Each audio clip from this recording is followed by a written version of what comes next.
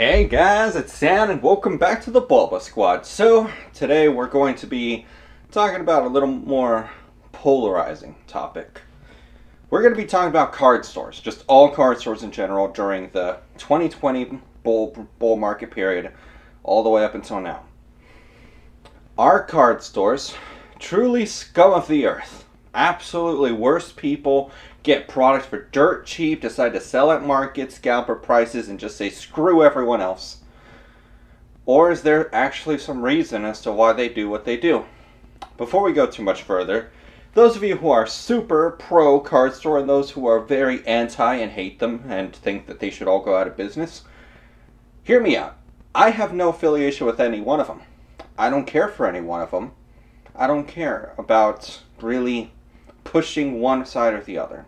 I want to have a genuine discussion about this because, quite frankly, no one's having it. Cardinals tried to have it, but the truth is he has a bias. He's a card store, so not everyone wants to listen to him. In my case, I am not a card store, and I don't mind supporting them. So let's have our discussion.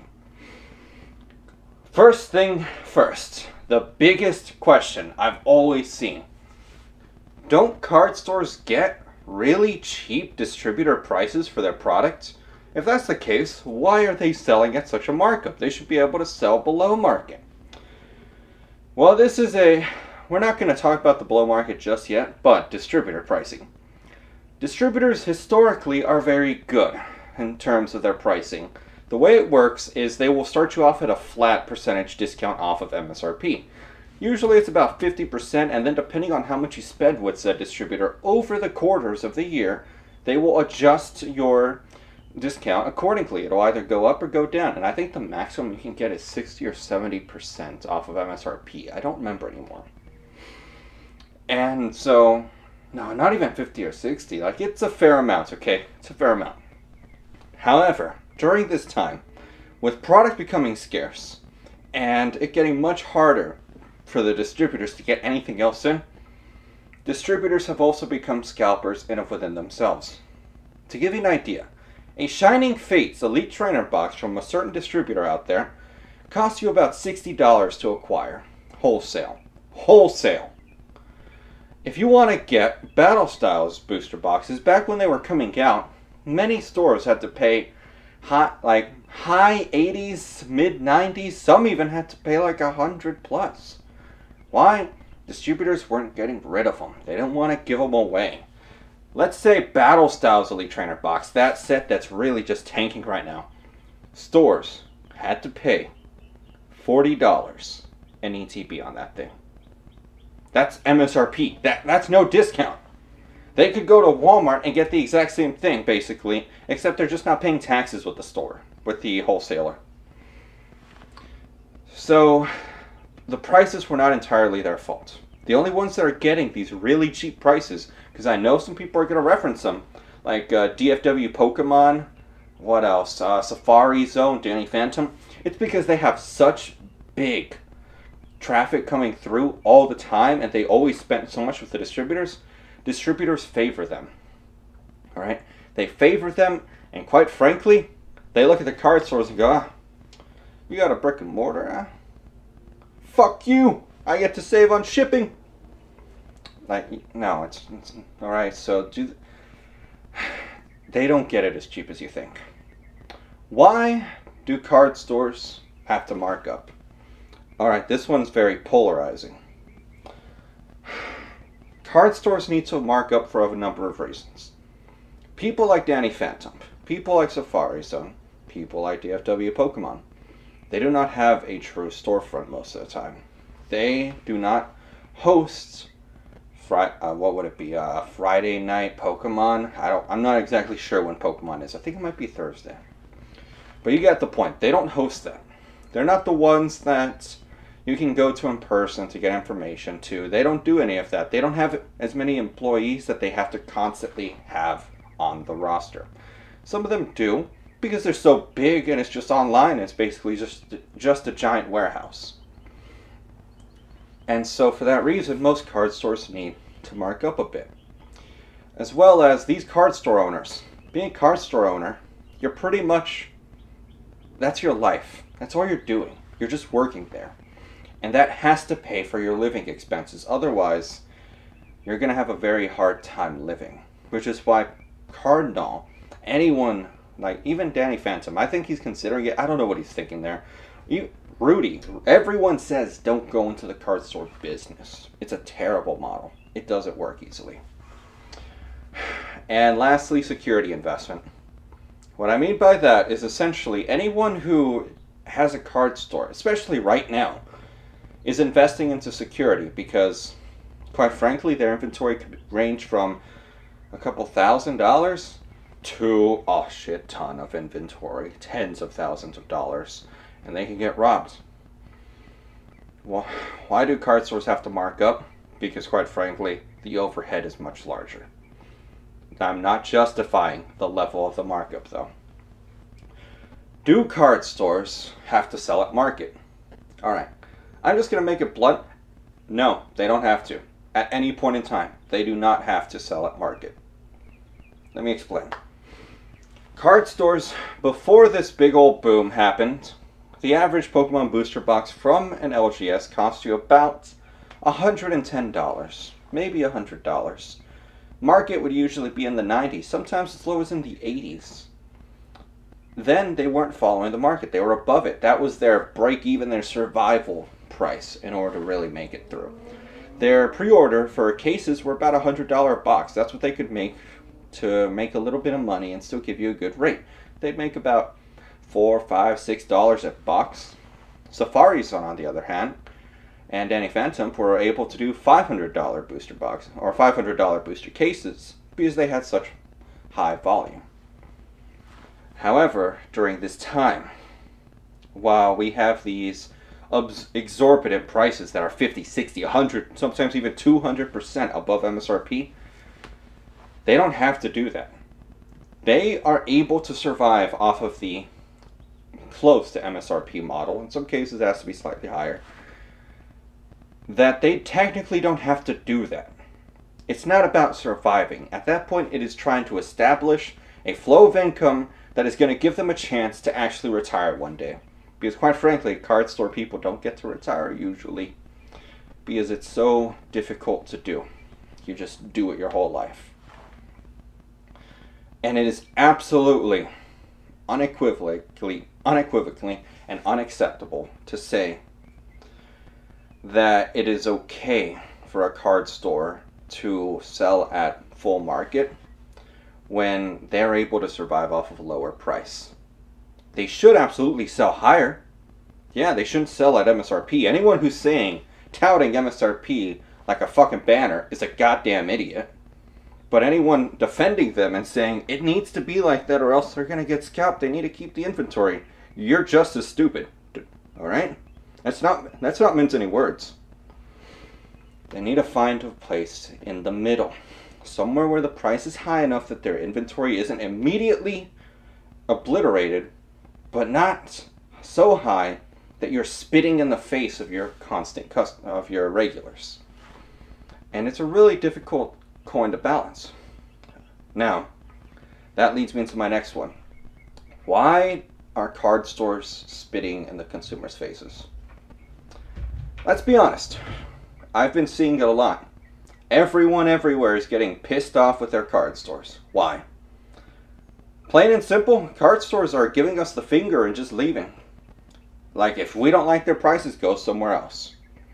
They are forgetting that at the end of the day, the people who are their regulars, who were there constantly, they're the ones that kept them alive when it was calm. They're the ones who gave them a flow of revenue when they couldn't just, triple their money immediately with certain releases. Again, certain. And quite frankly, that's unacceptable. Loyalty should be rewarded, not spit and shit on. And any store that decides to shit on loyalty absolutely deserves all of that hatred. Obviously not death threats and shit like that, because a lot of people for some reason do that. But they absolutely deserve the criticism and the loss of customers. Alright. Why should I support a card store? Alright. Let's just open this one up. with the easiest one. First and foremost, just as in any form of market, any form of capitalism, not every business deserves to live. You heard me. You're not going to like it. Not every store, every card store is a good one and deserves to be in business. Plain and simple. All right? Let's elaborate on that. First, you are a consumer. You have dollar votes. You have the power to say, I'm not going to pay here and go somewhere else. Go shopping around for card stores. They're all competing. See which one's the best one. Are they hygienic? Does it clearly seem like they care about it? Are they decorating nicely? Are they nice talking to you? How does it look? Is it well kept? If it is, good. Maybe you'll like that place more. But if it smells like someone hasn't fucking showered in a week and they don't get onto their players who smell awful and ruin other people's experiences, if people do things like that, just don't forget that. Keep that in mind. You don't have to give them your money. And the big one which I advocate for so much, they need to not only respect your money, because that's what they want. At the end of the day, they want your money. They need to respect you. There's a lot of card stores out there forgetting that, quite frankly, we're the reason they're alive. We're the reason they even get to do this. They get upset because we call them out on their shenanigans whenever they're doing things that's absolutely not okay. We call them out whenever they're forgetting about where they came from, how things work. And sometimes you can try to negotiate them down. Let's say you've been a regular to a card store for a year. You've dropped a couple, what would be realistic? Maybe $1,000, $2,000 in a year? Like regular? And you try to negotiate them down from a price that's either at market or above market, because I've been seeing a lot of card stores selling above market.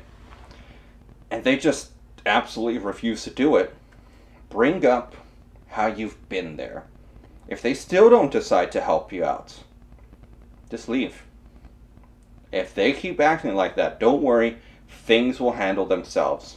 A bad business, someone who's bad with people, don't worry, they're going to go out of business. They won't be around in a couple years. Alright. Now, if a card store doesn't have a loyalty program, because I was trying to just think of this, I completely forgot about it. Because this is a big one. People want loyalty programs. Lots of places offer it. Try to talk about it with them. See if they're willing to do something. Obviously, they're not going to give you a, $140 booster box on the market for $80. No. But if you spend a lot of money, see if maybe they'll negotiate prices down with you. Maybe they can add some form of rewards program. Every, $100 that you spend with them, they'll give you 1% off everything in the store. Like, you see, do it like that. It'll just talk to them. If they decide to just blow you off, tell them, all right, I'm sorry, but we're not going to be doing business anymore. And tell them, this is why you're not going to do business with them anymore. And if they get upset, that's just them showing their true colors. Take your money somewhere else. But now that I've really slammed on them, if the card store is nice, if they have a rewards program, even if it's not the best, if they try to keep themselves clean, if it's like good, they treat you well, have good customer service, go ahead and pay those extra few bucks for the card store. Obviously not if they're way above market, like we just had that discussion. But in normal times, whenever you can go online and purchase a booster box for $100, if you are within your means and it isn't within your power to do so without damaging your quality of life, go ahead and pay them the extra 10 bucks. It goes a long way to helping them out, and you will only be working towards creating a better section of the community. And again, just choose where you put it. Go shopping. And the last one, because a lot of people decide to talk about this one. Are card stores even necessary anymore? Yes and no. Yes and no. Absolutely, they are necessary by the standards we use right now. And no, because we're in an ever-evolving time.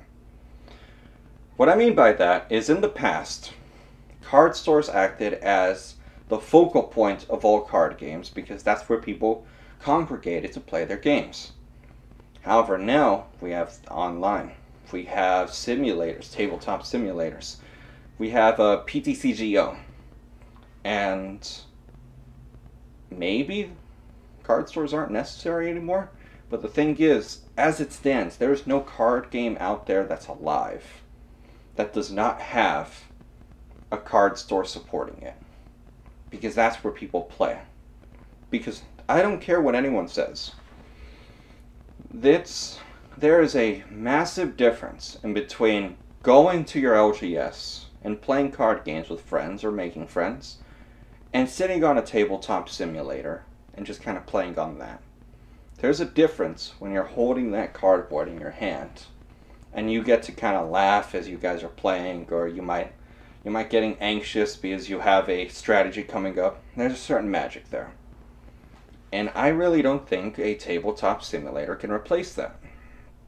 But with other places, other card games trying to move away towards the LGS format, looking at you, Wizards of the Coast, maybe they won't be necessary, but I really doubt it. In my opinion, they are necessary. Because they are necessary, we need to support them.